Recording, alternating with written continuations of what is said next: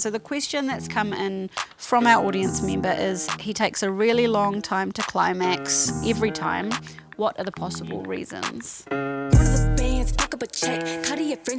your professional capacity, what kind of does someone thinking something's a really long time in a sex setting mean? Yeah. Asking people how long things take during sex, people tend not to be very accurate in what they report. Yeah. So there's quite limited objective research, but they have asked this question about how long is too long. They asked it not of individuals, but asked it of a bunch of sex therapists, and they came back with less than 2 minutes is too short, 3 to 7 minutes is adequate, 7 to 13 minutes is desirable, 10 or more minutes is too long, which is weird because those two categories overlap. So That's so interesting because it's so subjective, like less than 3 minutes being undesirable or whatever that was. Like, if your partnered sex looks like a whole lot of like cunnilingus and fellatio, and then that's just like a fun little finish line, yeah, that's absolutely 3 minutes is going to be totally sufficient or whatever, it's so interesting. Absolutely.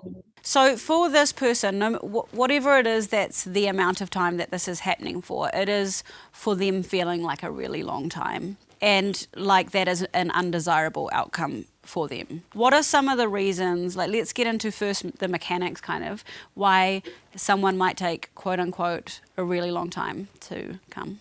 The most common reason I run into that is that people are on meds that are really interfering. So the SSRI class of antidepressants is the really common one, but lots of blood pressure meds, antihistamines, there are all kinds of things that can interfere with your sexual functioning and make it harder. We've spoken about antidepressants, I feel like that's spoken about, but some of the other things you mentioned, like... Yeah, like antihistamines.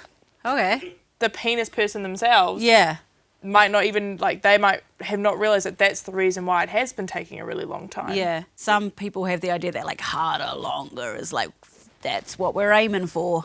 There's definitely a kind of cultural trope around, the longer that a guy lasts, the better a lover he is. I mean, I think that definitely still exists. So a lot of young men will strive to last longer, thinking that's how they become a good lover. It's a very mechanistic approach to the topic. Yeah, and meanwhile, a lot of straight women are having quiet conversations amongst themselves about that, about like, oh gosh, like it's a real marathon every time, Yeah. And so again, we're highlighting that, the perennial thing of actually what makes you a good lover is communication with your partner. It's like, and being attuned, being dialed in, and exploring and negotiating together. I mean, I feel like we've had maybe questions or conversations about femme or female presenting people who might, about getting in your head and that getting in the way of orgasm and that kind of thing. But I imagine that's pretty universal, getting in your head or like getting stressed or... If somebody's being distracted, unable to be present in your own body because you're full of, worry about work or about your sexual performance or whatever it is, spectatoring, all of that kind of stuff can really interfere with your ability to actually relax and enjoy what's happening. Like, have you got some tips and tricks for things people can do? I mean, one of the tips and tricks is take the pressure off of having an orgasm. I mean, so it's kind of like if you kind of are insistent upon that goal, then it often, recedes. It's really interesting. A lot of women, are familiar with having sex that way. There's kind of an expectation that guys have got to come. It's like, well, they don't actually. How about, focus on enjoying the connection between the two of you, having the sexual conversation backwards and forwards and seeing what pleasure and eroticism you can get out of that. And let the orgasm kind of come if and when it will. For me, I talk about sex being a language. What do you want to say to your partner? As you said, sexual quote unquote dysfunction, like things where there's like this cruxy stuff you've got to get through, it's always the best sex is on the other side of it.